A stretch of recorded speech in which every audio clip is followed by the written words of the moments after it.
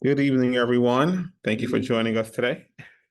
I'm also on the Zoom, so no, you're good. You can talk. I'm just yeah. But good evening, everyone. Thank you for joining us today. I am Jeffrey Derose, director at the CSI Tech Incubator. The CSI Tech Incubator is a rapidly growing technology hub, looking to drive economic growth in New York City. Yes, good question, Catherine. We will be recording this and we will send a recording, a copy of the recording and a presentation. You got that within, maybe a day or two after. Yes, you got it. Um, before getting things started, I feel like I'm seeing a lot of new faces here because of Eventbrite. I'm wondering if we'll start with the Zoom, but we can maybe just go around the room and see who is doing what and where you guys are from. I feel like it's a small group. That could be good. I'll just call you guys out in the chat. I see everyone's muted. Ahmed, would you like to maybe just introduce yourself? Yes, that's what we just want you guys to just say, who you are, what you're working on, just for the purpose of networking and letting everybody know who everybody is. You want to go first, Ahmed? I see you first on my screen.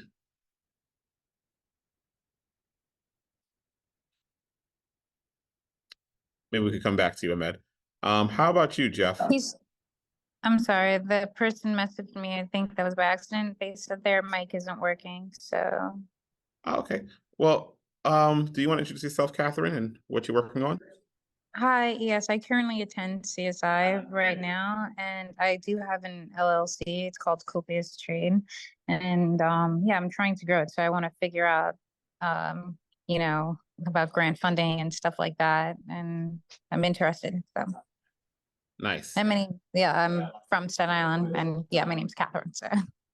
Nice. Okay, great to meet you, Catherine. Is that you hanging out with Drake? Oh yeah, that's me and my sisters.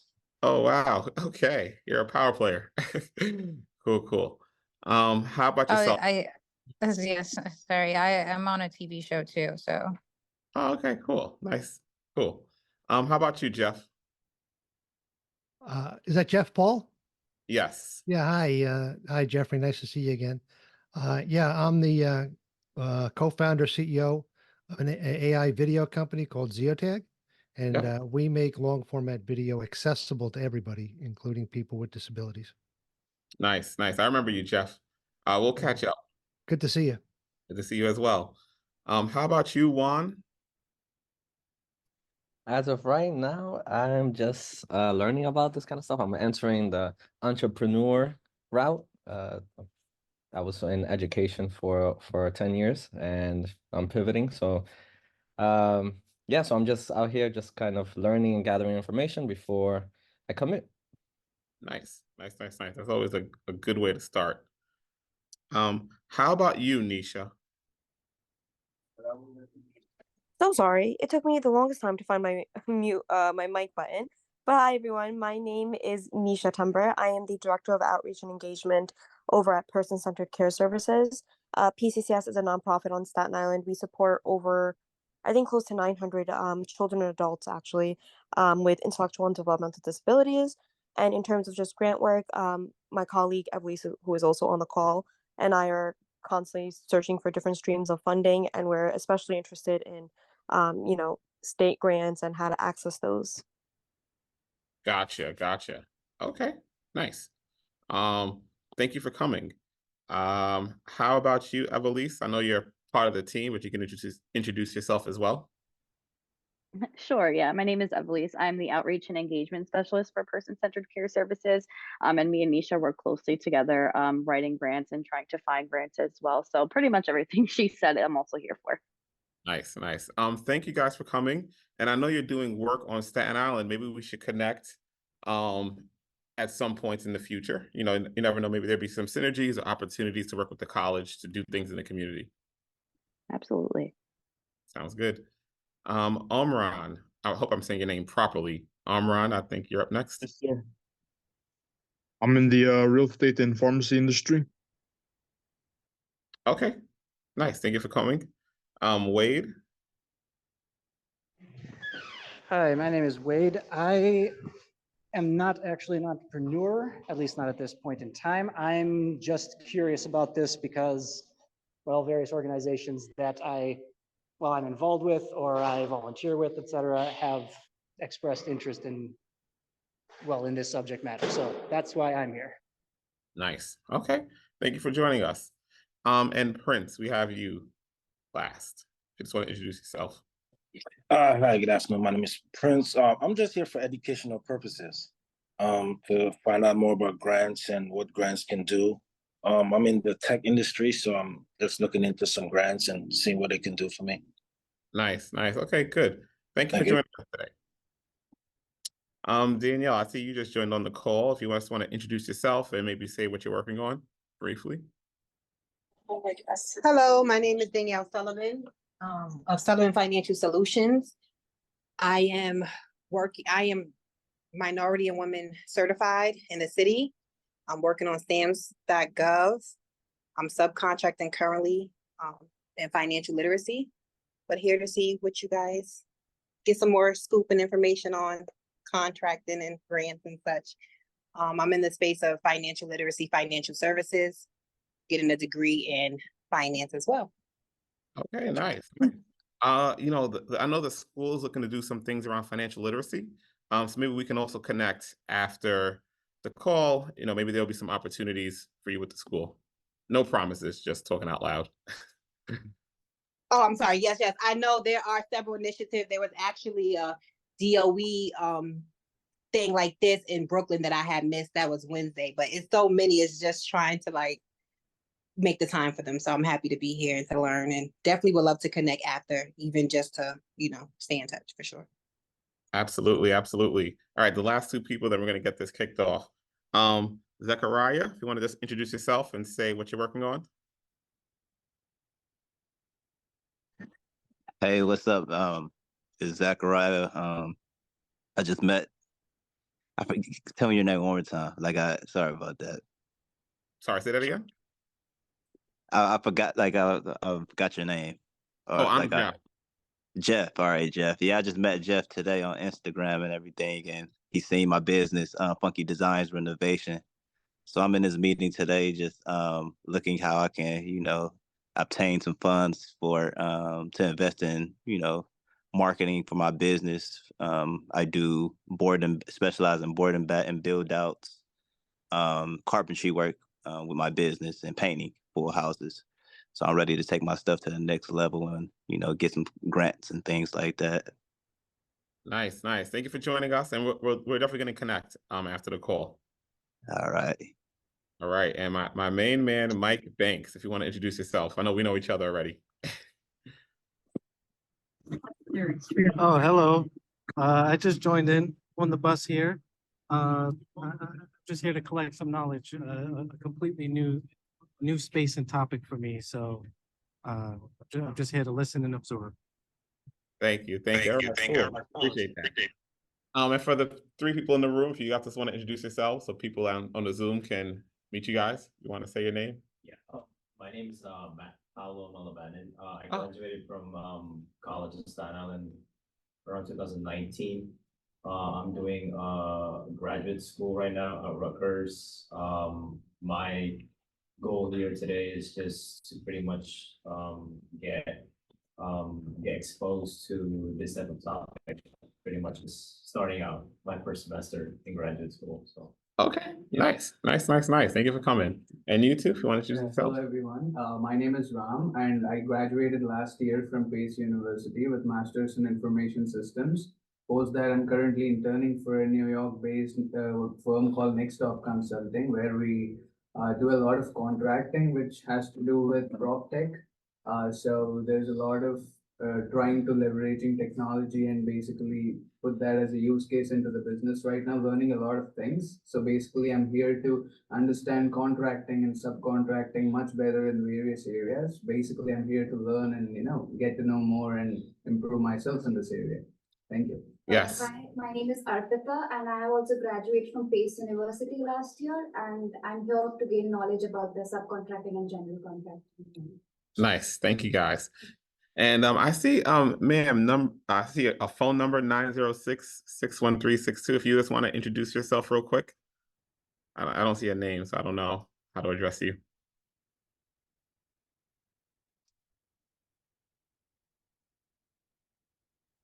Okay, maybe she is occupied. Yes, this is through CSI, Danielle. You're saying if you're someone wants to attend the event this evening, he's more than welcome to hop on the Zoom, or I don't know if you mean he wants to attend the college, but we welcome that as well. So with that being said, let's just jump into the presentation for today. Or actually, let me just introduce myself again. So yes, I am Jeffrey Derose. I am the director at the College of Staten Island Technology Incubator. The CSI Tech Incubator is a rapidly growing tech hub in New York City and on Staten Island, focused on driving economic growth through entrepreneurship education, resources, and support, like we're doing tonight, and technology education resources and support, and putting community first. So that's kind of what we're about here. We have a number of programs. We have our flagship Tech Incubator program, which is for early stage tech entrepreneurs. We have the Thrive program, which is a local mentoring program for Staten Island-based entrepreneurs. We have the Future Founders program, which is a student entrepreneur program. And we're looking to build and create more programs. So thank you all for joining us, and let's just hop right into the presentation. I gotta put this, let's see. Oh, present. And you guys at home on Zoom can see the screen okay? Yes, sir. Yes, it looks great. Okay, perfect. Thank you. All right. Well, we just gave a little intro to the CSI Tech Incubator, so we don't have to get too into that. A little bit about what we've accomplished. We have an entrepreneur community that we built up over the past 5 years, which features over 3,000 entrepreneurs. This data is a little old. Our numbers are much bigger now. We have something like 90 portfolio companies that came through the program, our flagship incubator program. Those companies have actually raised in excess of $40 million now and counting. The incubator actually won over $7 million in grants and awards. We actually won over $1 million this past year in funding. And we also are strong. We have a strong diversity program. 80% of our founders are BIPOC and female, which is a little bit unique, right? You're seeing all the funding that these companies are winning, and it's a lot of people of color and women who are winning it. Some of our funders are City Council, National Grid, Verizon, SBA. So thank you to our funders. Our funders help us to create programs and resources that we're able to give for free to the community. So I know some of you guys might be a little new to this institution, but you will come to learn there are a lot of freebies, and it is thanks to our funders. So thank you guys whenever you guys watch this. Some updates for you guys who are maybe New York based. Let me mute. I think somebody's not on mute. Okay, I think they muted themselves. We're going to be getting a brand new innovation center that's going to be right next to the Staten Island Ferry. So you guys can see the Staten Island Ferry right here. The innovation center is going to be right here. So it's going to be walking distance. If you're coming from like Brooklyn or Manhattan, you can just get on the boat and come over here. I know you guys are in Jersey. It's a little easy to come. You just drive over the bridge. But we're going to get a very nice innovation center. So it's going to look like this, right? Really cool space, beautiful space. We're going to be floor level. I mean, we don't own the whole building, but we're going to own the first floor. Or I should maybe say rent. But yeah, very, very exciting. It's currently under development, and we will be getting this soon. This is like the floor plans. I'm maybe not going to get too into that. So a little about myself, right? Why am I even credible to come and teach this topic, right? So once again, I'm a director here. I'm a native Staten Islander myself. I've built a unique career in entrepreneurship, technology, finance, and I'm also a community organizer. I'm very passionate about education in communities of color and doing the real work to drive economic change. So that's just one of my core philosophies. I just think getting ahead in this country, or at least in this capitalistic system, is really about having skills that are in demand by the economy. So how do we help teach people the skills that they need? How do we help equip people with the skills that are in demand by the economy? And on the flip side, for entrepreneurs, how do we help support businesses that are solving problems in the economy? So that's kind of our focus here. Education. I'm very big on education. And so now we could kind of just jump right into the topic, right? So what is a grant? A grant is a financial award given by an organization or government agency to an individual, group, or institution to fund a specific project, program, or research activity. Before I go further, feel free to ask questions, guys. You could drop questions in the chat. We'll do a little Q&A at the end, but just putting it out there, you feel free to ask questions as we go along. Yes, thank you, Catherine, and thank you, Danielle. You guys sound so supportive already. How do I open this up on the side? Okay. Apologies. Yes. All right. So, grants are typically awarded based on a set of criteria such as applicants' qualifications, the proposed project's potential impact, and the availability of funds. Grants are different from loans in that they do not have to be repaid as long as the recipient meets the terms and conditions of the grant agreement. They can be awarded for various purposes, including scientific research, social programs, education, and cultural events. Grants are an important source of funding for many organizations, particularly nonprofit organizations and research institutions, as they allow them to carry out important work that might not otherwise be possible due to the lack of funding. Just like us, right? If it wasn't for our funders, we could not do all that we do and provide all the support that we do to communities. So what is the purpose? Right? Grants are financial awards given by an organization or government agency to an individual to fund a specific project, program, or research activity, right? So some of the purposes: supporting research, right? Grants can fund research activities that explore new ideas, techniques, or technologies. Grants are given to encourage innovation, right? Grants can provide resources for entrepreneurs and startups to develop innovative products, technologies, or business models. I don't know if anyone out there has ever tried to build an app. I know you work in IT contracting, so you know how expensive building new technology could be. And so grants are a great resource for that. I will actually, if anyone is a technology entrepreneur out there, there's actually a really good program called CUNY iCorps, and I'll make sure I'll share that in a follow-up email. They're giving like a $50,000 grant to people who are building new technology. So that's powerful, right? That's money you don't have to pay back, and that's money you can use to build whatever you're trying to build. Supporting social programs, right? Grants that can support social programs that aim to improve people's lives, such as education, healthcare, housing, and community development. You know, grants can also promote culture and the arts, right? Grants can support artists, cultural organizations, and even events that promote cultural diversity, creativity, and artistic excellence. One of our community members actually won an art grant this past spring or summer. She's not on the call, but shout out to Hala. I think she won like a $5,000 grant from the Staten Island Arts Association to put some sort of art show together. Hi, thank you for joining us. Feel free to grab a seat anywhere. And if you want to get any refreshments, feel free to help yourself. Other way. Yeah, there you go. Some other things, right? Supporting environmental conservation, right? Some of these grants can fund projects that aim to protect and preserve the environment, such as wildlife conservation, climate change, mitigation, and sustainable agriculture. So who can receive grants? I know this is a question that's asked a lot. So in theory, any type of organization can potentially receive a grant, including nonprofits, for-profit businesses, right? LLCs, S corps, etc., government agencies, educational institutions, individual researchers and scholars, etc. Now, the eligibility criteria for grants may vary depending on the funding organization and the purpose of the grant. So some grants are targeted towards specific sectors, populations such as women, minorities, or low-income communities.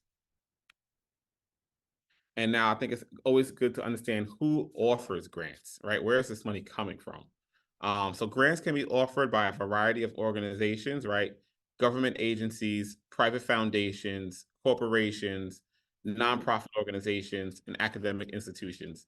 I know we have a few smaller nonprofits on the call, where maybe you guys are seeking grants and you're not giving grants, right? But you know, there's a lot of large nonprofits who have really big operating budgets, and they are literally there just to fund certain initiatives.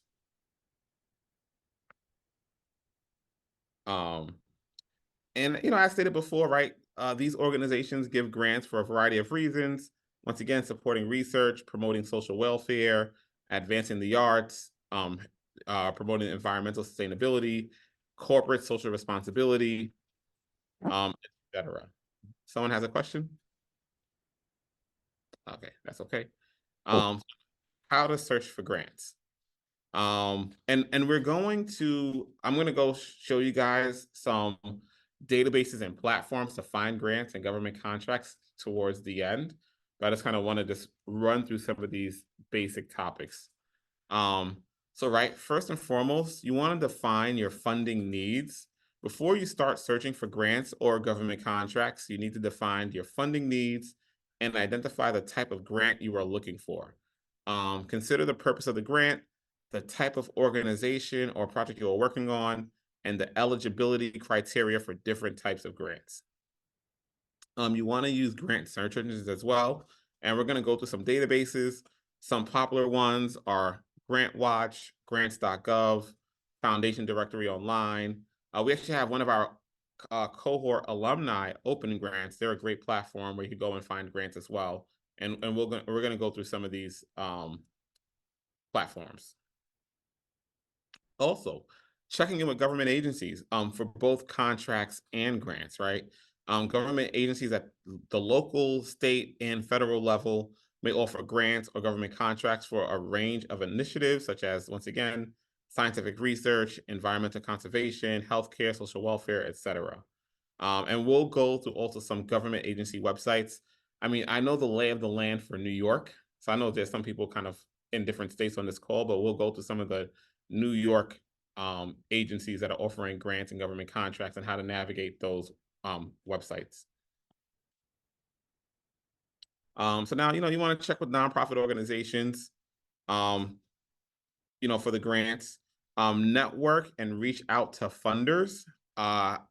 In my experience, these past 5 years, working on grants and working on funding for the college, I found networking and building relationships to be super powerful. You want, when you're applying for a grant, that, if someone in the organization knows you, knows who you are, they might be able to just put in a good word for you, or, make some good statements and things like that. And that's always helpful. And, you want to be diligent in your research, right? It's important to be thorough in your search for grants and to carefully review the eligibility criteria, the application requirements, and deadlines for each opportunity. And I know in this presentation, it's saying a lot for grants, but I just want to say, whether it's a grant or a government contract, it's interchangeable. It's a real thing. You don't want to start putting in a grant application, for example, or a government contract, just for example, as an LLC, and the eligibility requirements is like, oh, only higher ed institutions can apply for this opportunity, right? So you want to read the eligibility criteria and read the application requirements before doing anything. And I'm sure we will find a grant, and I can show you an example. Now, successful proposals. Writing a successful grant proposal requires careful planning, research, and attention to detail. So here's my 2 cents on winning grants, because I've personally won grants and awards. I personally believe that people sometimes think that it's about having the best writing. And of course, you do need to have basic grammar, and you need to put together sentences well and things like that.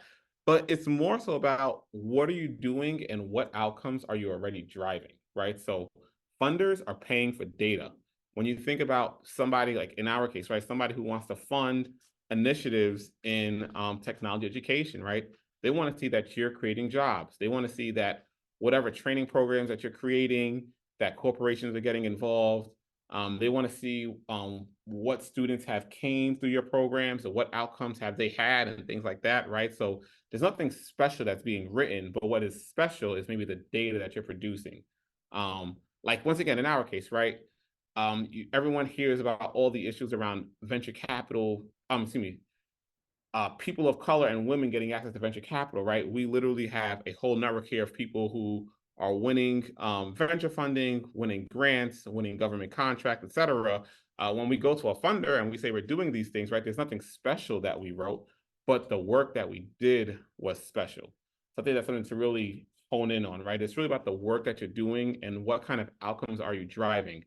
And just taking it another level higher, right? Think about a mayor of a city, right? Or some kind of assemblyman or whatever, right? They need to be able to go back and say, we created X amount of jobs. We helped lower crime. We helped improve healthcare in the state. We helped, like, whatever the case might be, right? And so it's not that mayor who's doing all these things. It's literally organizations that they are funding that's driving these outcomes, right? So when they want to get reelected, they need certain outcomes. So they're going to put their money with people who are driving tangible outcomes. So I want to say, as you guys are looking to pursue grants and pursue funding opportunities, approach this game, because it's a game, with that mindset, right? You want an outcome-driven approach, and you want to be able to show funders that you are producing tangible, in my case, because I work in the business world, I'm always like, hey, we're producing tangible business outcomes from New York City. We're creating jobs, we're creating funding opportunities, people are winning contracts, people are getting venture capital, right? These are tangible data that someone can say, okay, now when we cut a check for CSI, we know that they're going to go and put that money to work and drive the kind of outcomes that's going to improve and enrich the community. So I think sometimes a lot of people are just so focused on the writing, and they think they have to like write at the level like a New York Times writer. And it's really not about that. And once again, right, and during my tenure here, I've won, I know I mentioned that at the beginning, that $7 million in funding, that's actually like, it's me who was applying for all those grants and stuff like that, right, that we won. I don't write at the caliber of a New York Times writer at all. I mean, I could put together sentences, right, but I'm not an exceptional writer. But we, as a team, we are exceptional in the work that we do and the outcomes we're driving. So I just want to drive that home for everybody. I'm seeing some messages in here. Let's take a quick pause. Yes, that's a good note, Danielle.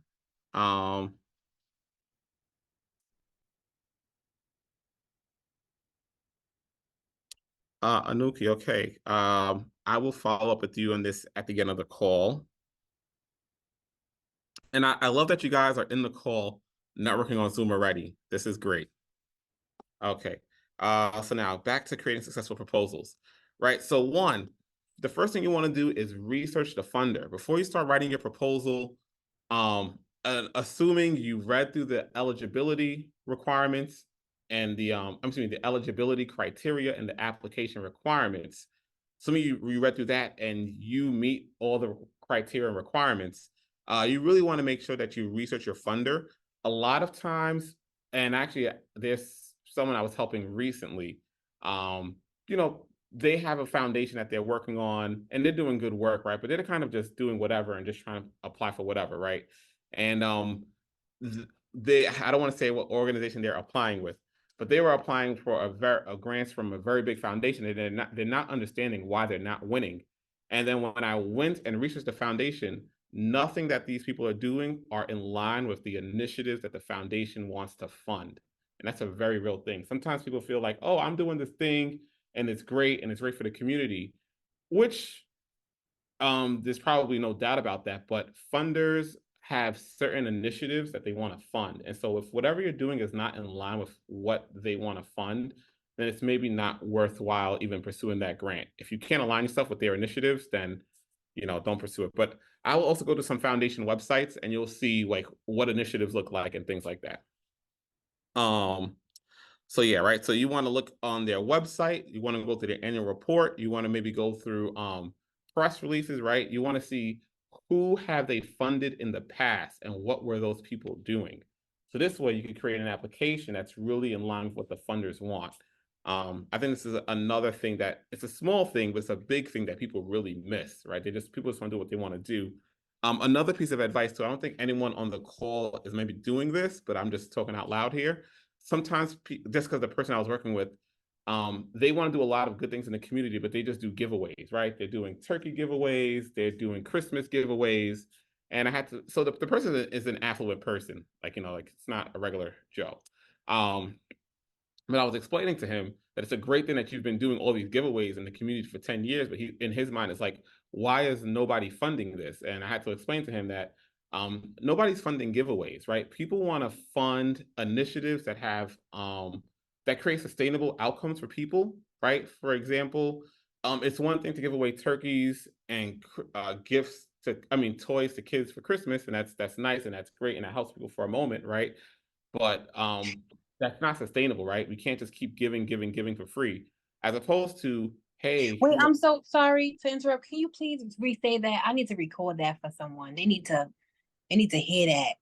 Oh yeah, no problem, no problem. Cause she's a nonprofit and that's all she doing an Easter giveaway right now. I'm like, ma'am, what are your you have to do? So I need to record that, please. I'm so sorry to interrupt you. Yeah, no problem. I want to say one, if you want to connect your colleague with me, happy to give her some pointers on how to. That's what I'm doing with this person. I'm helping them restructure and reposition their nonprofit, right? Because they have funding. They have their personal money, their personal resources, but they're not mobilizing it in a way that's going to be attractive to funders. But just repeating what I said, funders are not funding giveaways, right? Turkey giveaways, Christmas gift giveaways, etc. Funders want to fund initiatives that will drive sustainable outcomes, meaning, right?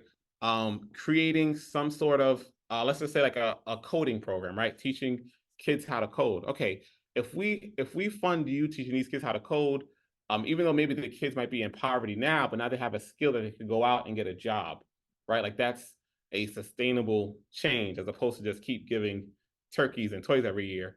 People want to see you creating structured. So for your buddy Danielle, you want to tell her she wants to create a structured program that is driving sustainable outcomes for the people she is serving. And I think that's the best way to put it. Structured programs, right? As an example, right? And it's, I think sometimes we're out there like just doing workshops and things like that. Like for example, this right here, what we're doing, right? I could be doing these one-off grant funding workshops all the time. Is someone going to fund that? I don't know, right? But if I say, hey, we're going to do this little mini 5-week program where the first session is an introduction to grants and government contracts. The second session is researching, a lesson on how to navigate the databases and create applications. And maybe the last 2 sessions are work sessions where the group has to go and find grants and actually complete an application.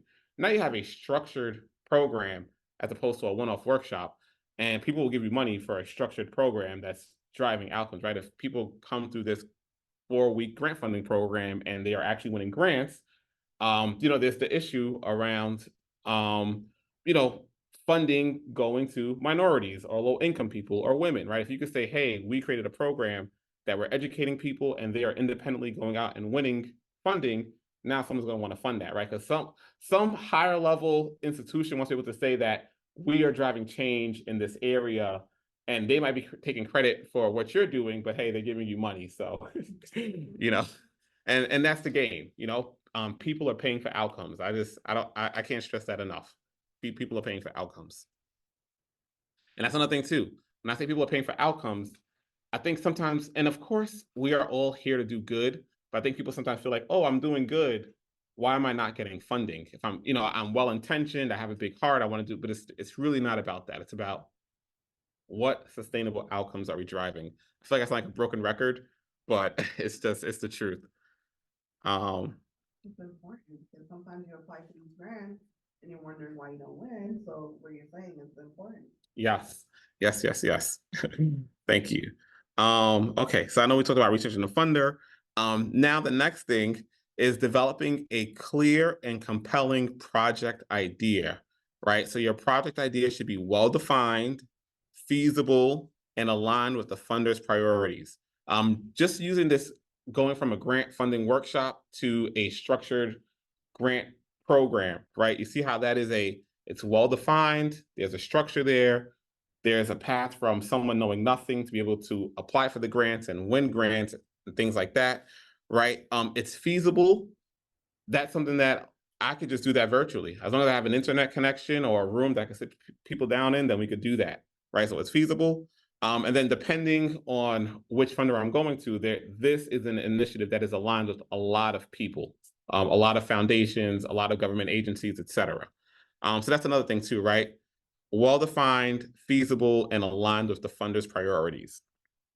Clearly describe your goals, objectives, methods, and expected outcomes. I just can't stress this enough.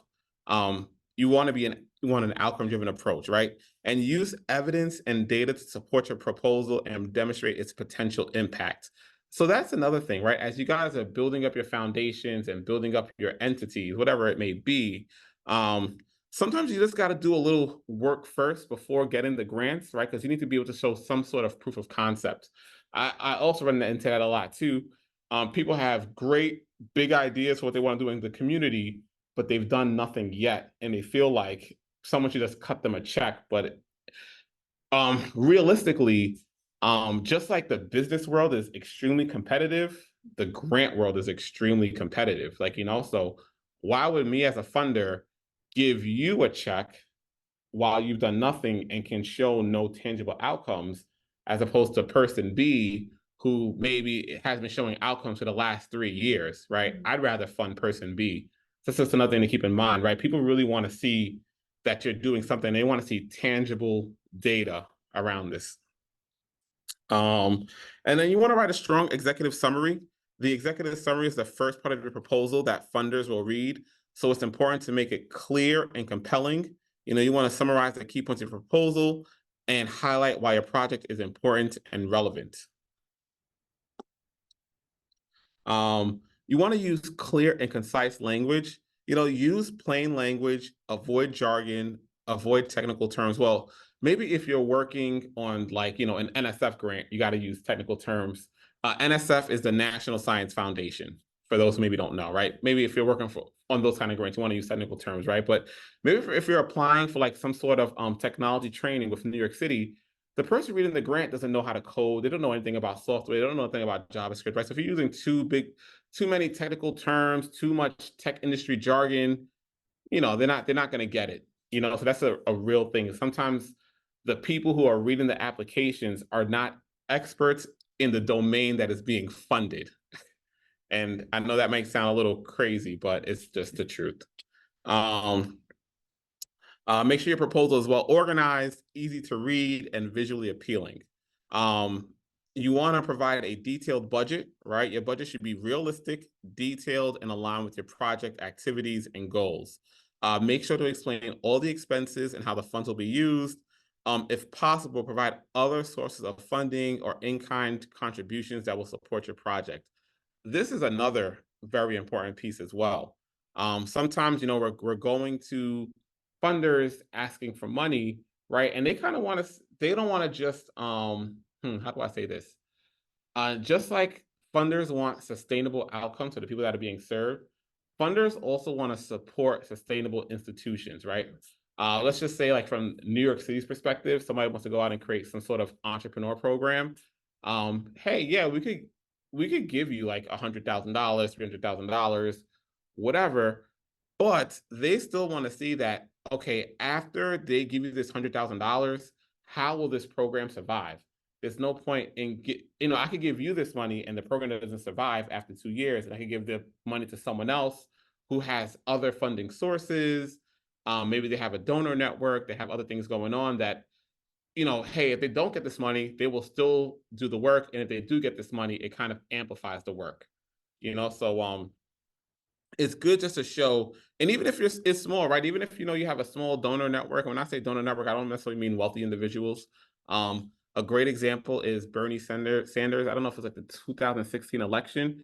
He raised something like $200 million for his campaign with an average donation of $25, like something like that, So you don't need huge donors, right? But if you have people who are donating, right, that's still like, okay, these people they have donors, they have people supporting their cause outside of us.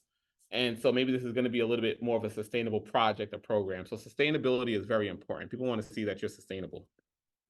And I want to say, same thing with government contracts, right? The government doesn't want to give a contract to someone who might not exist in 6 months. So people want to see that you're sustainable, that you have other funding sources, and that you can stand on your own 2 feet. And I know sometimes, once again, I know we're in this nonprofit space, and we are sometimes feeling like people are just giving away money out of the kindness of their heart. But this is a business, and people are expecting results, and they don't want to just give money to someone that's not going to exist in a year or two. So that's a real thing. Follow the funder's guidelines. Just going back to the person I'm working with currently, they're just making their proposals about what they feel that they're doing, right? You know, the funder is asking them, like, you know, what methods will we be using to report on your activities? The person says something like, I forgot what they said, but pretty much they said, hey, we don't have a process to report, but we're doing good work. They're throwing that application in the garbage. No, I'm serious. Like, you know, like reporting is very, very important. People are paying for outcomes. You got to report. And you got to create a tangible reporting process, right? A tangible data collection process. Like in our case, you know, we report on jobs, right? So we make sure that we survey every couple of months people, how, you know, how many hires have you made? How many interns have you hired? This, that, and the third. We work with we work with programs that provide subsidized hiring opportunities. We'll survey them. How many students were hired through your program? How many entrepreneurs came through us through your program? So you see how that's like tangible. Now we could go to the city or whatever funder and say, hey, X amount of jobs were created, X amount of employers from our network hired, et cetera, et cetera. Now the funder is going to be happy because now they could go and say, hey, we helped create X amount of jobs in New York City. And, you know, and it's not just one person, right? The incubator is not creating 30,000 jobs, right? But it's like the incubator and all the other institutions, right, combined will create 30,000 jobs. And then someone gets reelected. So yeah, follow the funder's guidelines. You know, make sure you read them very carefully. Pay attention to the formatting, length, and content requirements. And I know this sounds very petty, but I've definitely seen that in some grant proposals. Not that any of them that I had to do, but like there's grants that's like, hey, we want things Times New Roman and 12 font. You could have wrote the greatest grant application with phenomenal outcomes, and it's like, oh, well, they did size 14 font, garbage.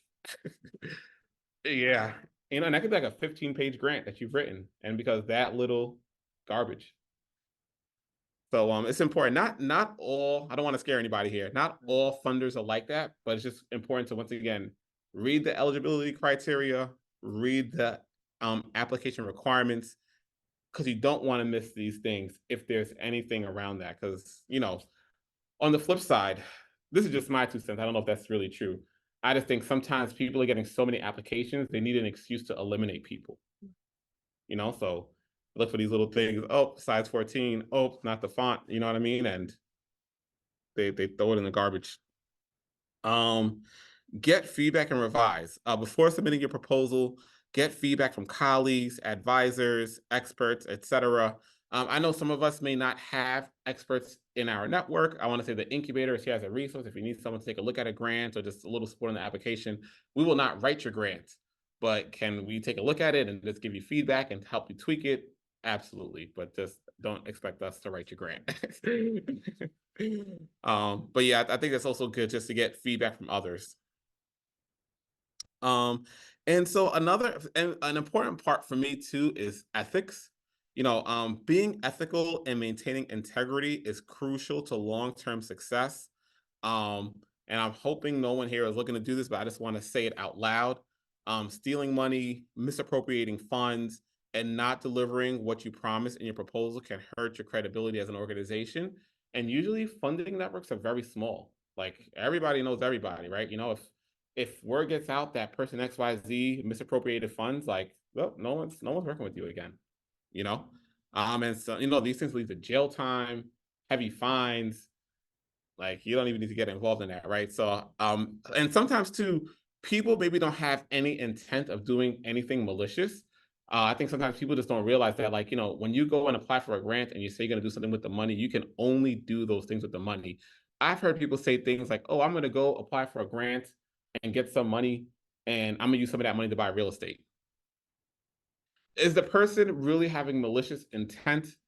Probably not. But that is super wrong, super illegal, and you get into a lot of trouble. I think people just think that they're given money and they can just do whatever with it, and that's not the case at all. Hey, if someone gives like, hey, a $5,000 small business grant, and you can do whatever, you can do whatever you want with it, because in the grant it says you can do whatever you want with it. But if they make you fill out an application and say, what are you going to do with the money, and you're going to have to create a like an Excel sheet that outlines the budget and the expenses and where everything is going, you have to do that. And that doesn't mean that you can't make tweaks, right? You might have a budget for like $100,000. Maybe you allocated $50,000 for personnel, and maybe that came a little under, and you want to allocate that to something else, related to your program. You could always go and speak to the funder and just say, hey, we'd like to make this change. Like, so I'm not saying you can't make changes or make updates speaking to the funder, right? But you can't just go and take the money and do whatever. Because one, they're gonna want a report on what you've done. They're gonna want to see a report on where the money went, and you're gonna need to be able to prove everything. And you just don't. For me, I don't want these people breathing down my neck. So I'm big on ethics. Do everything by the book. And I just think integrity is very important. This is also my personal 2 cents. I know sometimes people want to cut corners, people want to cheat, whatever. I think sometimes at a certain level, people are looking for people who have integrity and do good business and do good work. And if you don't have that kind of reputation, you won't even get the opportunity. And sometimes those are the easy opportunities. They're just looking for someone. They don't need anyone brilliant. They just need someone who has good, honest, ethical. So I'm a big believer in ethics and doing everything by the book. So this, I'm gonna go through some of the databases and some of the different websites, but this was the first part of the presentation for tonight. Before I move on, does anyone have any questions or thoughts? I see there's a lot of messages in the chat.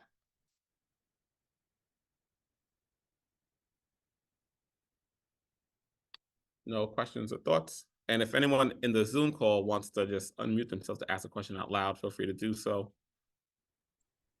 Hey, I do. This is Zachariah. Yep. I did have a question when you were talking about IT and apps and stuff like that.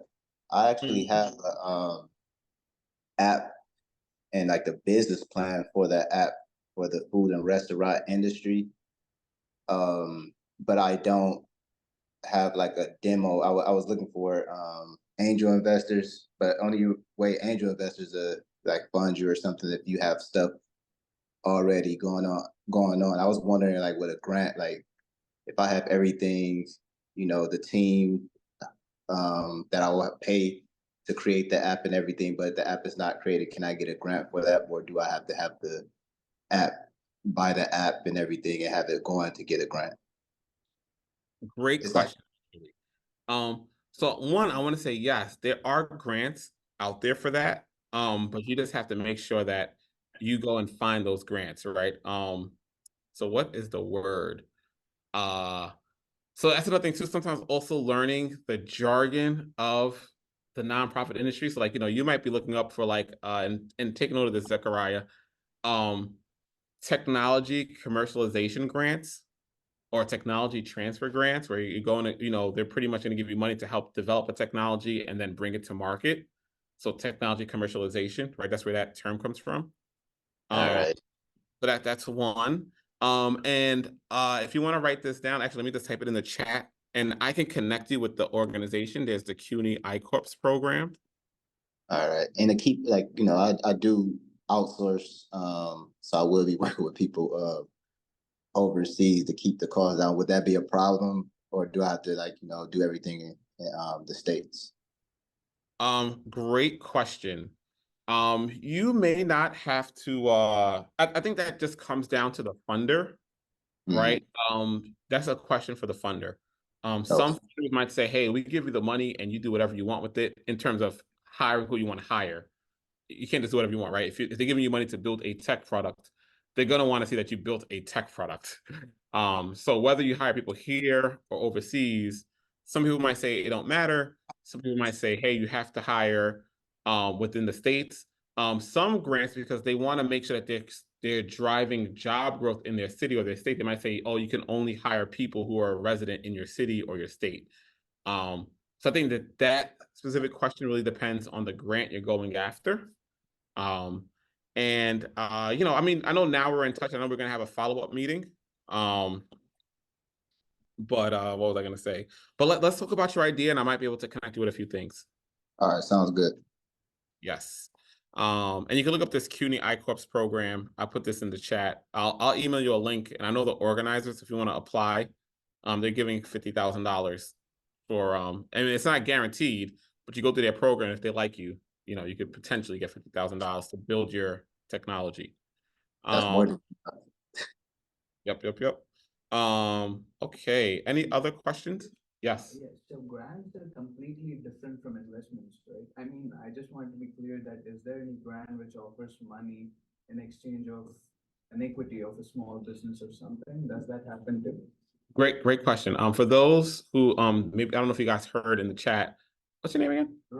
Ram. Ram just asked if there are grants that when they are given, they take equity in the company, meaning they become an owner of the company. So no, grants are considered non-dilutive funding. So for it to be a grant, it means that they're giving you the money and you don't have to repay it. So if it's something that you have to be repaid, then it is some sort of loan or equity investment.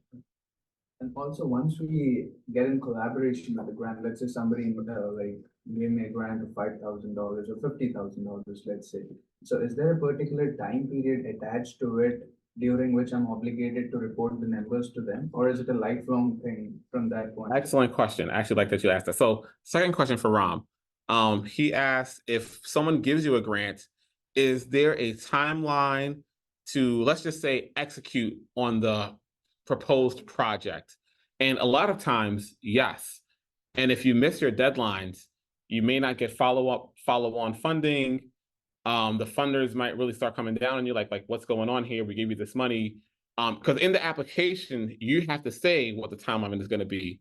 And so they're going to expect you to meet those timelines. I mean, you know, things happen, things get delayed, whatever the case might be, you know, but that is actually a real thing. They're going to give you a timeline, and you gotta have your reports, especially the reports. You don't want to be late with your reports and things like that, right? So, you know, if you, let's just say like, hey, you know, in the grant, let's say, you know, you want a grant that's giving you money for 3 years, right? They're going to give you $50,000 for 3 years to do X, Y, Z.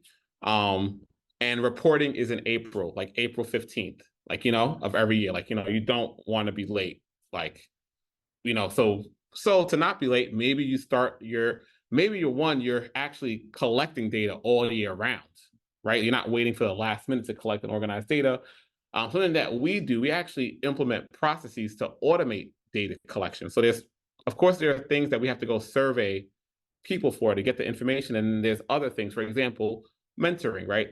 For you to get mentoring is something that our funders want to see that we're doing, right? We're providing business support to people. We're providing business mentoring. For me to sit down and after a whole year to keep asking everyone, you know, how many hours do we do together? Go through my calendar, blah, blah, it's too much headache. What I do is to get mentoring with me, you could only book me through my Calendly. So combining the Calendly bookings and then the time spent on Zoom, that automates that data collection process for me. I just got to check Calendly, I check Zoom. Now I know how many people I met with and how many hours I spent actually doing mentoring without even having to survey anybody.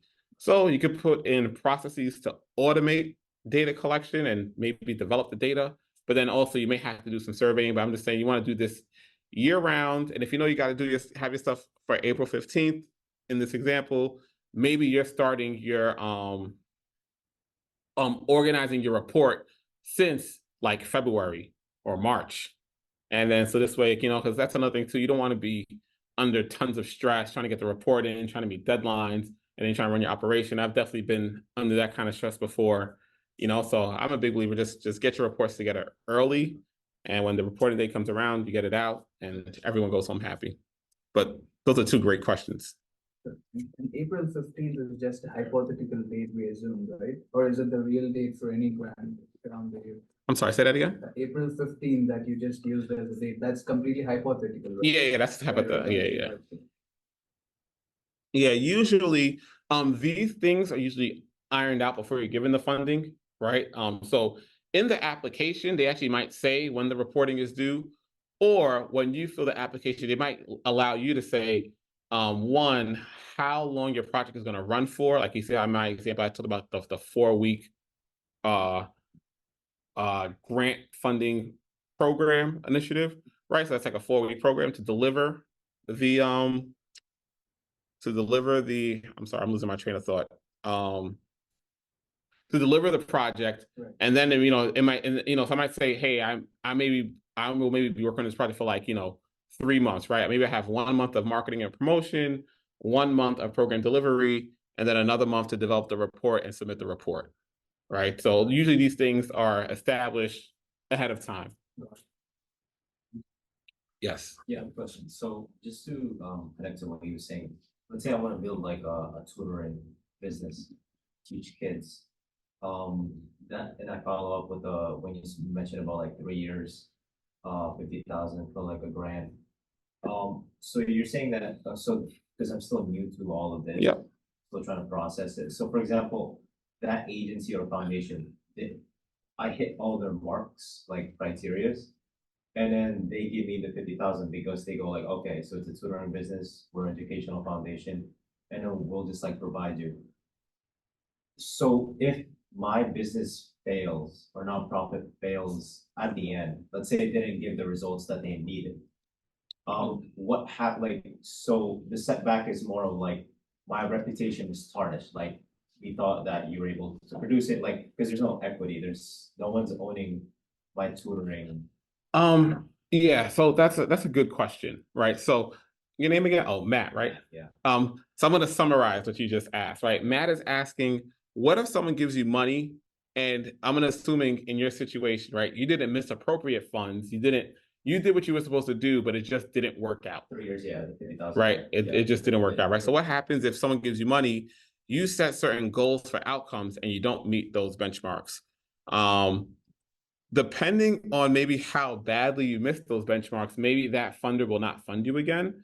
But this is also a part of the game. And I think as long as you can show to a funder that, hey, we made our best efforts, we showed up every day and did our job, and hey, this just didn't work out, like it's okay. Like no one's gonna come after you. No one's gonna now, if you weren't doing your job, if you weren't like, for example, let's say you're running this tutoring program, supposed to be open 5 days a week. Sometimes you're not open. Sometimes, you're going home early and then that's why you're missing your mark. You might get into a little bit of trouble, right? But if you did what you're supposed to do and it just didn't work out, then, it's okay. Also, just that's what happens with the culture of grants. Like that's what happens. Like after they give you the money, I feel my like tutoring or lemonade stand. It's just like gone. It's like okay. Didn't work out. Like I was selling good, and then at the end, it's like okay, people just backed off. Yeah, and that's a real thing, and these things happen, and so no one's gonna come after you for that. Once again, as long as you're like, you're not misappropriating funds, and you're doing what you said you were gonna do in your project proposal, you made the best efforts. That's interesting enough how you're bringing up this situation because I've actually have not encountered that yet. Oh yeah, so I was just thinking like for example, I thought like employees start resigning or like Yeah, no, these are real things, right? You're running an organization, and so I mean, I think it's just if you're bringing up some good points, right? If you're running into issues, 1 second. Yes, there will be a copy of the recording. You guys will get a copy, and you will get a copy of the presentation. So no worries.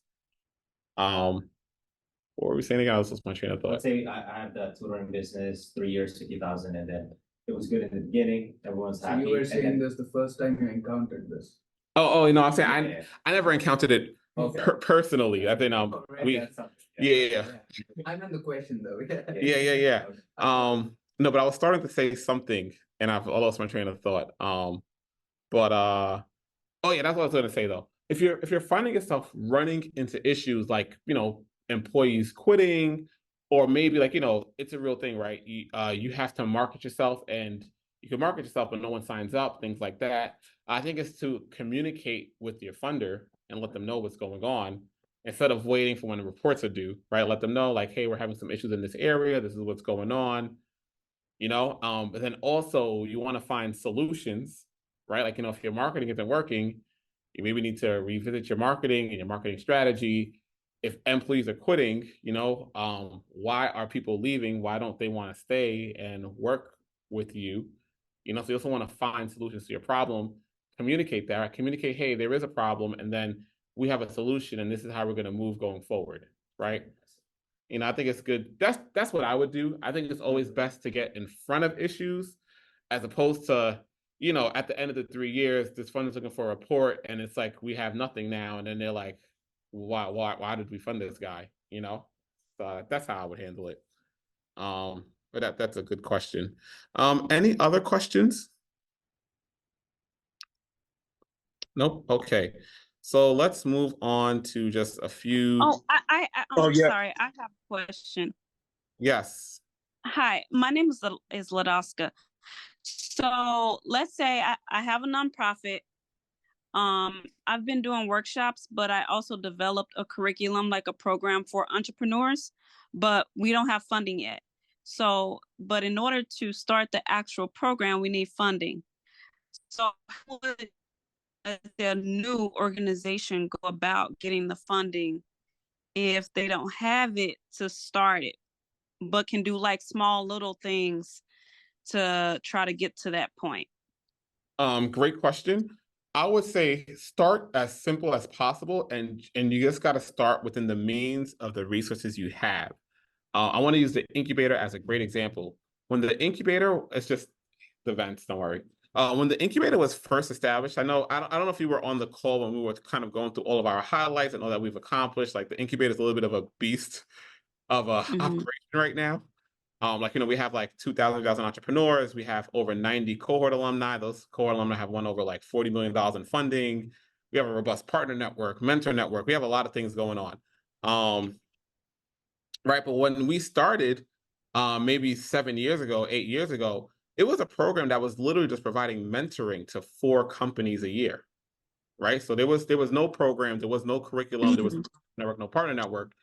They just started this little institution, started driving outcomes. And then, as you drive outcomes, you apply for more funding, you win funding, now you get more resources, right? So it's just a real thing. You just have to bootstrap, just start simple, right? The incubator went from, very small, right? Only serving 4 companies a year to now this super robust entity, 7 years later. Okay. So, and I think a much bigger than what the people maybe thought it was going to be in terms of this was just meant to be an incubator program. So I came in, right? They won funding. There was a hire. They hired me. I'm one of the hires that they made, and I created a curriculum. I established the mentor network, established the partner network. I curate all the events. As you guys see, I don't just curate. I actually deliver the workshops. I mean, these days I don't deliver all the workshops. We bring in speakers and things like that. So it's just a real thing. You just got to start where you are at, and just do whatever you can that can just drive tangible outcomes. Do you want to just? I think you said you're doing something in education or entrepreneurship. Yeah, both education and entrepreneurship. Yeah, so you might just do something like just providing mentoring to entrepreneurs, right? Or maybe you just host a couple workshops, right? These aren't things that are that requires a lot of money. It doesn't require a lot of energy or effort. But if you could say, hey, we in 2024, we and I want to say this, let me just backtrack. My strategy is to create workshops that leads to tangible outcomes, right? So I'm not just doing random workshops for the fun of it, right? Like, someone can do like fireside chats with like someone from Google and this, that, and the third, right? But that doesn't really drive a tangible outcome, right? Or someone could do like a workshop like this, right? You guys are going to come, you're learning about grants, and then some of you guys are going to leave, apply for grants, and then I can report and say, hey, like, even if you don't win grants, right? Just somebody coming, learning, and applying for grants for the first time, that's a win that funders want to see. And then if people win, now that's a bigger win, right? And if I do enough of these, right, I can say, hey, we helped 10 people in 2024 win funding for a total of $25,000, right? That's not a huge number, not a huge number of people, but a funder will say, hey, this organization is doing something tangible. We could give them money and they could really scale what they're doing. Does that make sense? Yeah. I get it. So we have our first workshop the first Saturday in April. So we're trying to kind of like do little things to lead up but that is pertaining to entrepreneurs. So it'll help them with either, helping with business plan, creating like their one sheet, their capability statement that, for their brand identity, just different components to starting a business, whether it's marketing, whether it's, doing foundational work. And so that's what we're trying to, put together around. Yeah. No, that makes sense. So yeah, if you want to do a little one-on-one, just talk a little more deeper about what you're doing and how you want to structure it. One, I could probably send you some grant opportunities, put you onto a few different funders, and maybe help you structure something that might be efficient with the resources you have. So happy to give you that help if that's valuable to you. Yes. Cool. Yeah, so I mean, my email is here, but actually let me just drop my email in the chat so everyone can have it. I screenshot it, so I can I'll send you an email. Gotcha. Okay. Yeah, and also my email is in the calendar invite, so you guys can find me there as well. So good question. Thank you. Thank you. I think someone else on the call had one. Yep, you got it. I think someone else had a question on the call on the Zoom. I'll save it for later. I don't want you to lose your thought because I see like you was about to get into something real wrong. So I'm gonna save it for later. Oh no, you can ask your question. I was going to get into some of the databases, but you can ask your question.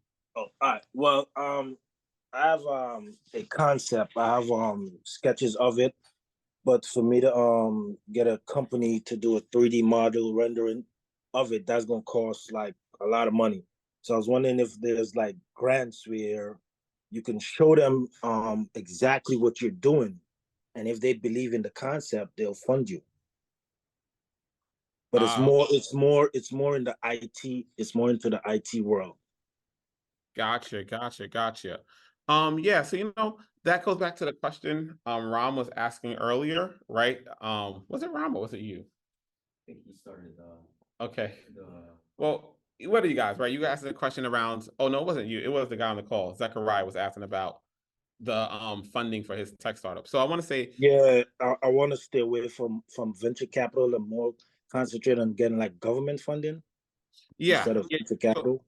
So there are grants for developing technology, so there's definitely grants out there. But I also want to say for both of you guys, or anyone who's trying to get funding for a business idea that you maybe really can't get off the ground because it's too expensive, there are so many pitch competitions out there. There are also a lot of small business grant initiatives. Camilla, what was the grant I sent you today again? Do you remember the name of it? I know it was like a $10,000 grant for small business owners. It was like a grant given by LegalZoom. They're doing like $10,000. I'll make sure that grant. Verizon. Okay, no, it's actually the MBA, Fast Break, right? Yeah. So the MBA is giving a $10,000 grant for small businesses. So there's a lot of things like that, right? And also there's pitch competitions. So if you guys, and maybe I should speak about this a little bit. So side note, we actually share a lot of pitch competitions, grants, et cetera, for our community. So I realized, or say the team realized, there's a real need and demand for funding opportunities, right? And so what we do is we go out, we search the internet for them, we organize them, and then we email it out to everyone in the community. So if you want to sign up for the community, I'll make sure Camilla includes the community sign up form. If you want access to funding opportunities, then you'll be on the mailing list. And I want to say, we don't spam you. You literally only hear from us if there is a funding opportunity. So we're not sending you a bunch of highlights and company updates and news. And it's just, if a grant is in, you're getting an email. If there's a pitching competition, you're getting an email. That's it. So yeah, I would say you should look at those things. Look at what pitch competitions are available. Definitely look for technology grants, right? Grants around technology development, technology commercialization, technology transfer. Those are some of the terms that are being used by grant funders. And yeah, you can get your stuff done. Okay, got it. Any other questions? Hi, Jeffrey. It's me, Anuki, again. Yes. I had question about finding funds for my master's program. Would you happen to know like anything where I could get help from, like any. Which school are you with CSI? Yes. Have you tapped into the what are they called? The Center for Career Professional Development? Um, yeah. They usually have a lot of scholarships. Um, I'm not too versed on grants for graduate level students. I'm just being honest. Okay. Because you know, like I said at the beginning of the call, a lot of the grants are for some sort of like initiative, right? Like healthcare, creating educational programs. But I think what you need to look for is scholarships, right? A scholarship Yes. money that someone will give you. So there's a lot of scholarship resources online. I can maybe follow up with you separately. I don't want to turn this call into a conversation about scholarships. Yeah, sure. But we can follow up separately. But I would say definitely try to reach out to the Center for Career and Professional Development on campus, because Okay. they are a great resource for scholarships. Okay. Thank you so much. You got it. Any other questions? So I have a question. It's in regards to government contracting, right? Because for me in New York City, they make it seem like, you know, your contract has to be related to your business and stuff like that. But on the federal level, and in some groups that I'm in, they're saying like, you know, a vendor may have a contract for toilet paper or for random things, and you can also you know, fulfill those type of things as well. And then also, oh, I lost my train of thought. But I just wanted to put that out there because my question is how I'm looking at it is if I can get these other things that help bring in income, that can spare me from my, you know, can help fund my business as well, right? So is that the case in New York City? Can you do things like that, or is that really just the federal level? That's a great question. And I think that really comes down to the agency that you are applying for the government contract with. I want to say I have never really worked on any federal grants, so I can't really speak to that. But in my experience, people are usually given government contracts, even if something maybe isn't all the way related to your business. I mean, they want to be able to at least see that you can fulfill the need. You know what I'm saying?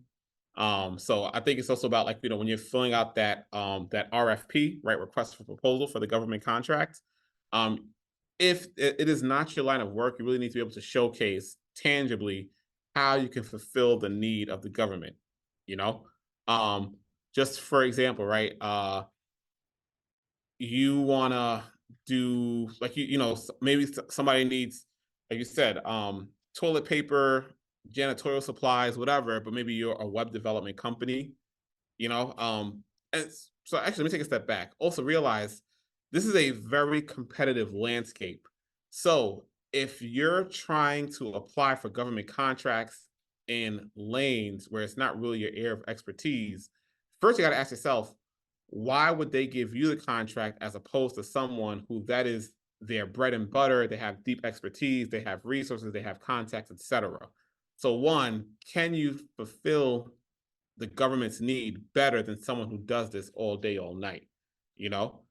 Secondly, I would say, um, depending on what you're doing, maybe it's just best to stay in your vertical. You know, because the government wants to also be giving contracts to people who, you know, what they can say are credible. They have experience in this domain. I've definitely seen that in the past that people are applying for contracts and it might be adjacent, but it's not really what they do. And so the contract, the government agency just wants to work with someone who is already doing that work.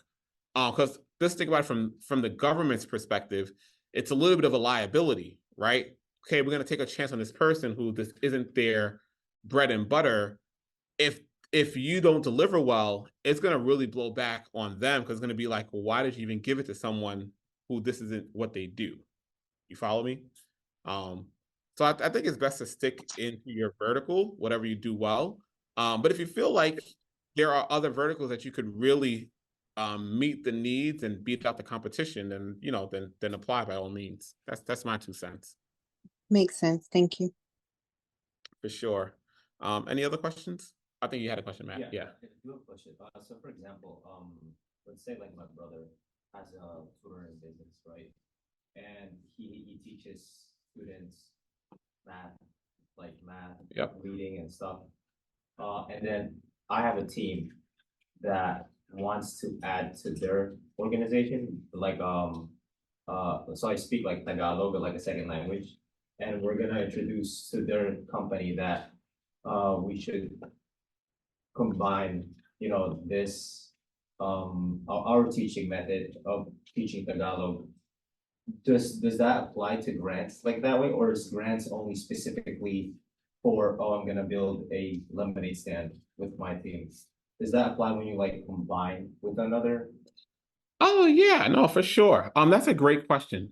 So what Matt is really asking is, can you apply for a grant with partners? Yeah, because like, for example, they already have Yep, my yeah. brother has the infrastructure. I just have a project with a team that we want to do. Do they give like we want to teach Tagalog? Yeah, no, absolutely. So I want to say, just in my experience, the grant funders love seeing partnerships, actually. There are actually some grants that require you to have a partner. Because sometimes the product and scope is so big that just one person doing it alone is just too much. They want to see that you have partners. They want to see you have partners in certain verticals, things like that. So partnerships are always welcomed with grants for the most part. I maybe shouldn't say always. I want to say most times. There might be a grant that might specify and say that, hey, no one else can be working on this, only said entity. Yeah. But I think that's a little bit rare.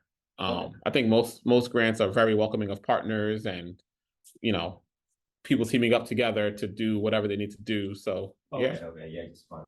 No, that was a good question. Yeah. Partnerships are always a good look. All right, great. So let's just run through just some of these databases for grants. All right, so let's go to grants.gov. You guys can still see my screen okay, right? The people on the Zoom. Just somebody say yes. Yes. Okay, thank you. All right, so here I'm on grants.gov. You can come here, click search grants. And I feel like this can look a little tedious, but let's just go through this a little bit, right? So you see they have forecasted and posted. Posted means it's currently open. Forecasted means it's going to be opening at some point. Closed obviously means closed. Archive is probably just stuff that are super old. So first thing, right? Funding instrument type. There's co-op agreements, there's grants, and then there's other, and then there's procurement contract. Procurement contract is a government contract. Right, so you maybe want to select which one you want, or you could just select all. Now you want to see all eligibilities, right? So they have city or township, county governments, for-profit organizations other than small businesses, right? So when you see that, they're saying maybe companies like Chase or the NBA can apply, but someone like me can't apply, right? Because maybe whatever they're doing is maybe something really big and they need scale and they need resources and manpower, right? So they want a large corporation, not a small business. Then you're seeing individuals, right? So there are opportunities for individuals. There's stuff for Native Americans and tribal governments. There are stuff for nonprofits and higher ed institutions, or institutions that other than higher education, pardon me, right? So you have all this criteria. I'm not going to go through all of them. But you would kind of just, depending on what you are, if you're a nonprofit, you're going to click nonprofit. If you're a small business, you're going to click small business, right? And then it's going to filter it out. So let's just click small business. I think a lot of us here are small businesses.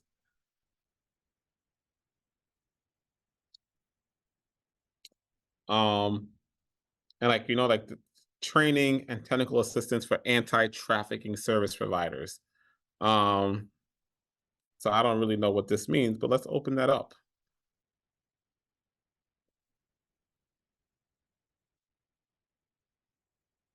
All right, so total program funding, 3.5 million.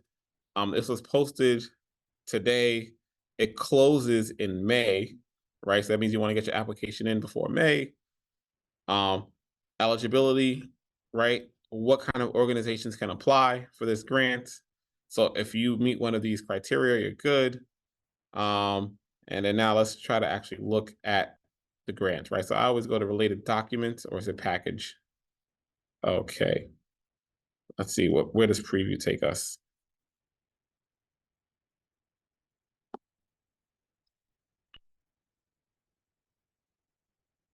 Okay, that's I want to see where they kind of talk about the grant. All right, so this is the application. That's not what we want.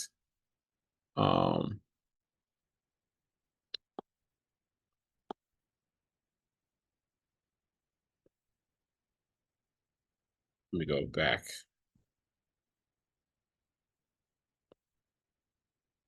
All right, actually, I gotta go forward.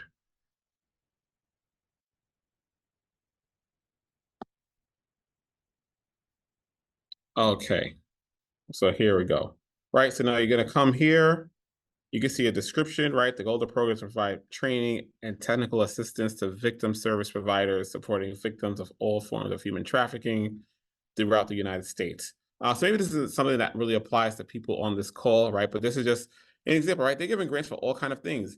If you are helping to fight human trafficking in the US, this is a great grant to go after, if that's something that you're passionate about. So they kind of break this down here. I don't want to spend too much time going through all these, right? So you see they have the Office for Victims of Crime.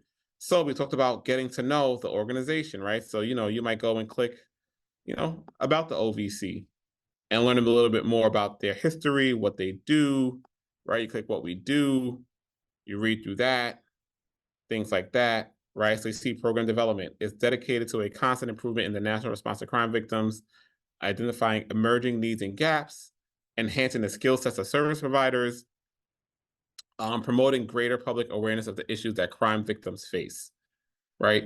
And I know I'm kind of just running through this, but this is kind of what you want to do. You want to go learn about the organization, learn about the history.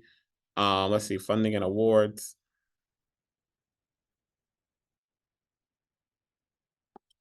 So like, I always recommend subscribe. I mean, I'm not recommending you guys to subscribe for this one because maybe this is not a relevant funding opportunity. Are you guys even seeing my screen? Let me actually, Are you guys still seeing my screen? I don't know if this is showing. Yeah, we could see. Yes, we can see it. Okay, great. Yeah, right. So you can learn, right? How much funding they're giving. Wow, so they gave over $1.8 billion. That's amazing. What types of awards, right? There's a small amount for discretionary funding. Most of the awards come from formula awards. I actually do not know what that means, so that's something to research. Anything that you don't know, Google. That's always what I say to do. So that's even me in my experience. If I don't know, I'm honest. I don't know. I'll just Google it. Don't feel ashamed about that.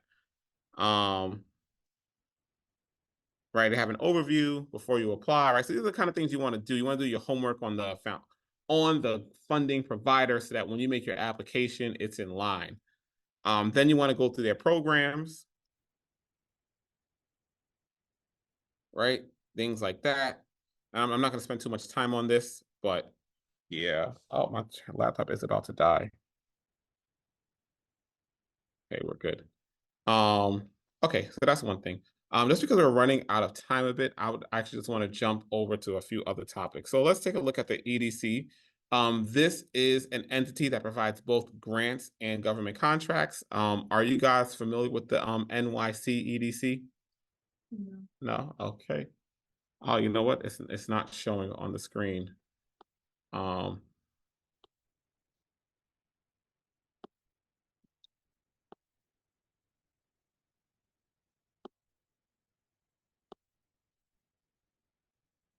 One second, I gotta cast this.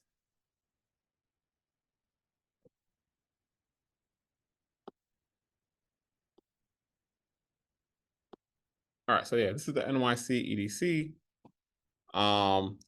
The NYC EDC is an economic development corporation, and pretty much what that means, it's usually a quasi-private public entity that is aimed towards economic development.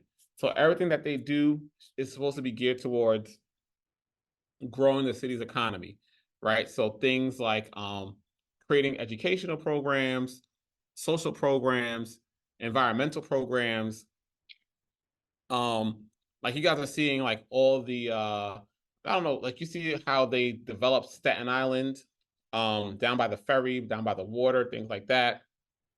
These are all EDC initiatives. Um, Maybe another good example is Brooklyn Bridge Park. You guys have you guys been over there, right? Maybe 20 years ago, it did not look how it looks now. The Brooklyn Bridge Park, that area, right? Those are EDC initiatives, right? So the city gives money to the EDC, and the EDC provides grants and government contracts to for people to come and create programs or do construction that's going to improve the city, things like that. So let's just walk through this a little bit.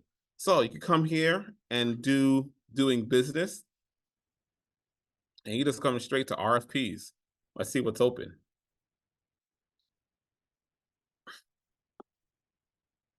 So Zechariah, I know you are I know you are a construction guy, right? So one of the first things they have here is real estate development opportunities, right? Come here, see what's open. That's another thing too. When you're looking at these RFPs and these opportunities, as much as you can, try to attend the informational sessions.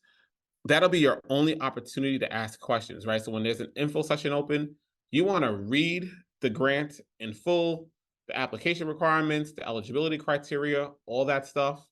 Write down your questions because you're going to have one shot. A lot of times, they may have one or two info sessions, but the funders are not allowed to communicate with you outside of that. So if you don't ask your question in the info session, you will not be able to ask your question at all.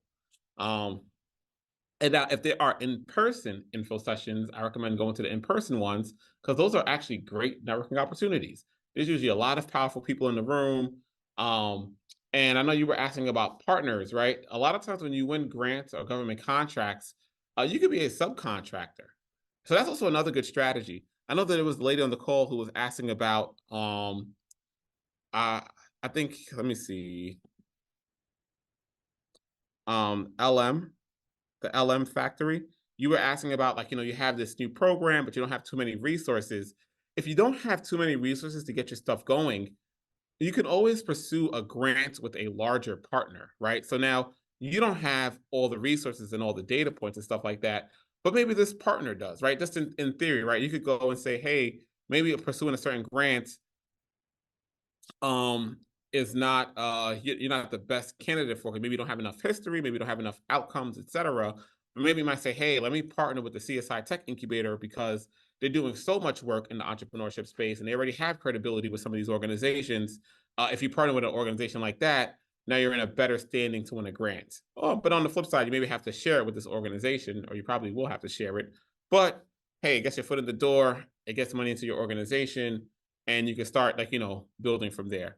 So I know I'm running through this a little quickly because this time is running out. I gotta get out of this parking garage by 8 o'clock, or I'm gonna be stuck here. But that's one thing, right? You could go to the RFPs on the NYC EDC and read through that. I would recommend you guys. I think most of you guys here are from New York City, so go through the NYC EDC. They have a lot of opportunities. There is the ESD. So the NYC EDC is the Economic Development Corporation for New York City. Empire State Development is the Economic Development Corporation for New York State. So this is state level now, right? But it's the same thing, doing business, go to RFPs. New York State has its own venture capital fund. I know a lot of you guys were asking about, how to get funding. This actually is a really good program. I am not an expert in it, but New York State has a matching program. So if somebody invests in your startup, and if I'm not mistaken, if you're a New York State resident, New York State will match that investment up to $2 million, something like that. Don't quote me on that, but something like that. That's a great opportunity, So instead of getting 1 million, you get 2 million. Or instead of getting 50K, you get 100K. Like, whatever you get up to $2 million, they'll match it. So you want to come here once again. There's all kind of resources that they have for businesses. They have all kind of RFPs, all kind of grants. Just for the sake of time, I don't want to spend too much time on that. So there's the ESD. Let's take a look at this MBA Fast Break. I think everyone on this call can actually apply for this grant. It's a $10,000 grant for small businesses.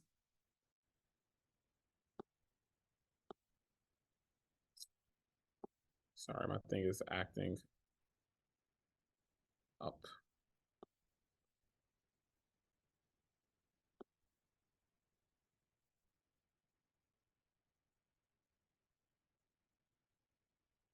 All right. So someone actually sent this to me today. I think the applications close on September 13th, so there's a lot of time still. So go through this, right? You could get, they're gonna give 150 small businesses $10,000. And they're gonna give 3,000 emerging entrepreneurs who didn't launch yet LegalZoom services, right? So this could be good for you guys. I think the application is like 3 or 4 questions. The person sent it to me and wanted me to review the application. So it's actually a very easy grant. It just asks you about, you know, what's your business? Why did you get it started? Things like that. So very easy, very simple. If you have a small business that is operating, I highly recommend just apply for this grant. Yeah, you're raising your hand? Or? Yeah, so that's the fast break. Let me drop this in the chat. And don't worry for you guys here. Camilla will email this.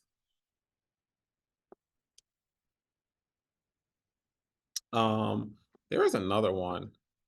NYC EDC Ideas for Impact. This is actually another, this is not a funding opportunity, but it's also a collaboration opportunity with the city. So I feel like a number of you guys are trying to do some good things in New York City. So pretty much the Ideas for Impact, the NYC EDC will kind of, just in a nutshell, is going to give you anything you need to get your project going, but the project needs to be something that's going to contribute to New York City overall. If you have a good idea, I want to say just go through the Ideas for Impact. If they have right here, strategic priorities. Oh, I'm sorry, I got to go to the other link to show.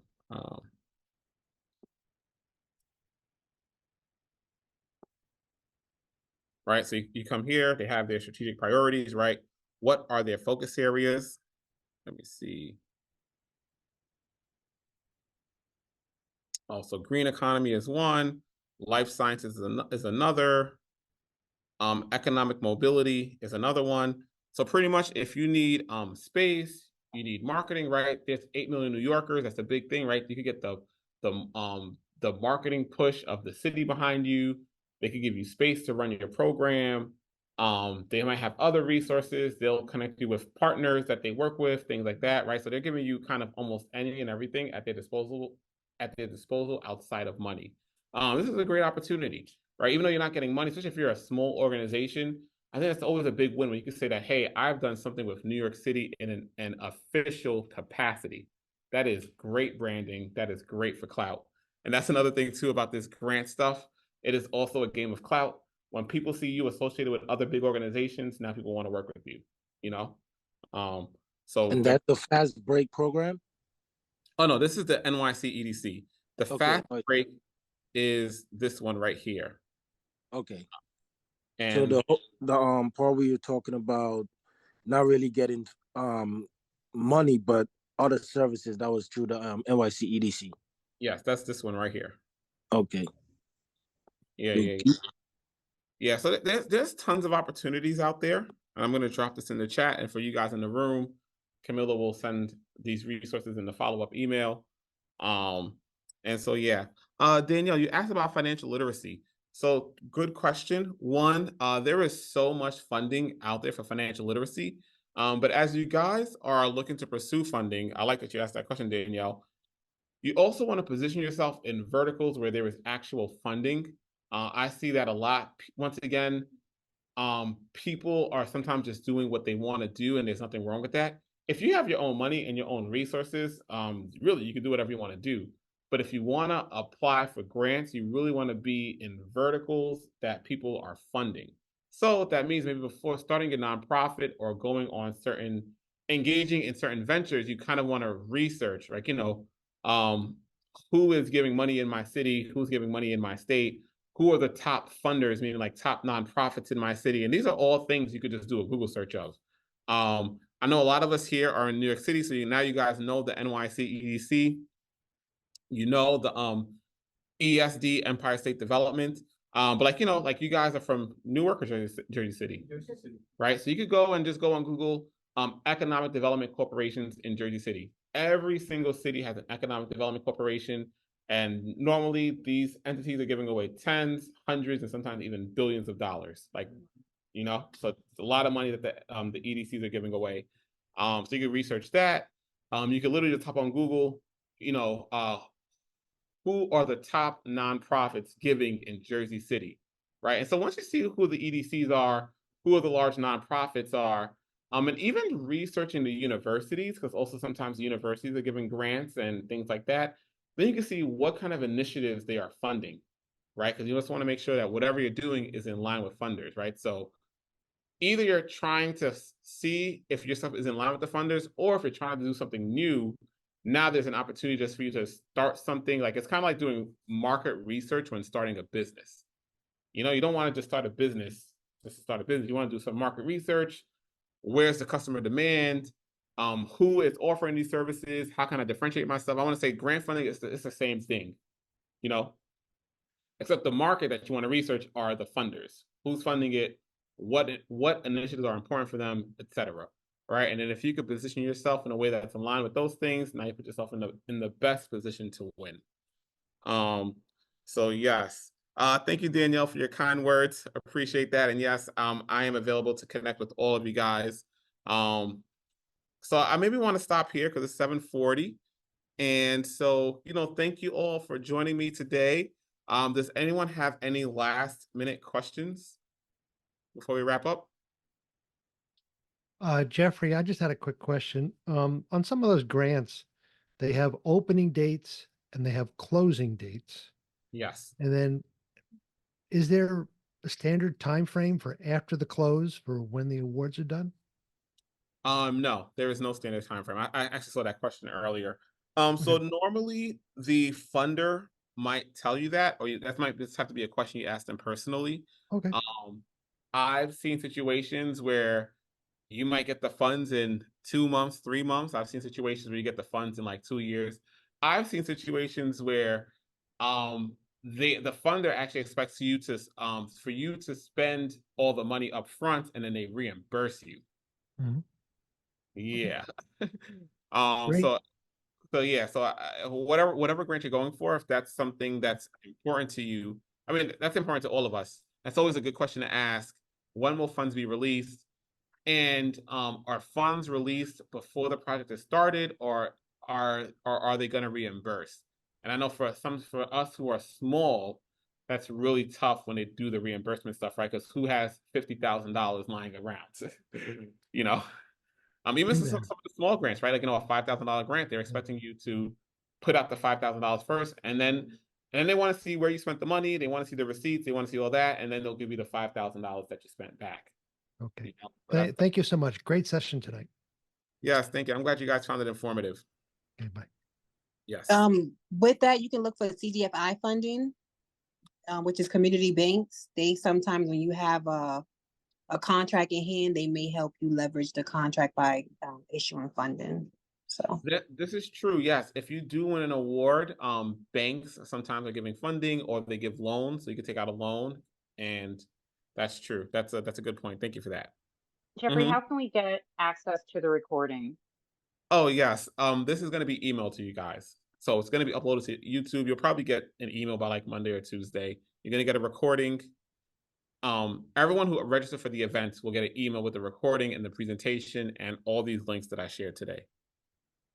And will there be other sessions held in the upcoming months? And if so, when? Oh, great question. So I'm glad you asked that question, because I should have already said this. I'm not sure which one we're having next month, but we're either doing an MWBE certification workshop. So to get government contracts, you don't need an MWBE. So that means a minority or women-owned business enterprise certification. You don't need it to get government contracts, but if you have it, 30% of government contracts have to go to MWBE certified businesses. So we're going to do a workshop on how to get your NWBE certification. And then we have a partner who is actually giving free mentoring to help you get your NWBE certifications in New York City and New York State. And you don't have to live in the state to get the certification and go after the government contracts. Sorry to cut you.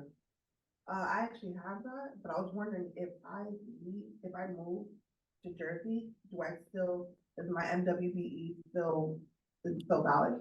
From what I understand, yes, but I could connect you with the MWBE expert and they could answer that better for you. Yep. But I think so, yes. And then we're gonna have another workshop on how to become a DOE vendor, Department of Education. We did this in the winter, and I feel like maybe 5 or 6 people are already getting contracts with the DOE school. So the guy's gonna take you through the whole process, how to become a school vendor, even things like, how to research every school's budget. So you see where they're allocating funding towards, and then now you could go and say, hey, like you do IT services, now you could go after the schools that are actually looking for IT services and have a budget for that. So that's an upcoming workshops, how to get your MWBE certification and how to become a DOE vendor. Once again, I will have Camilla send you guys the community form to sign up. So if you sign up to be part of the community, you'll get access to the events, you'll get access to the funding opportunities, and so you guys will be in tune.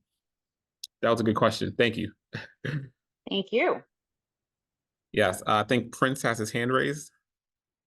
Oh, no, it was about to cover the link for the community and also the link to get those two you just spoke about, the MBE and the DOE classes.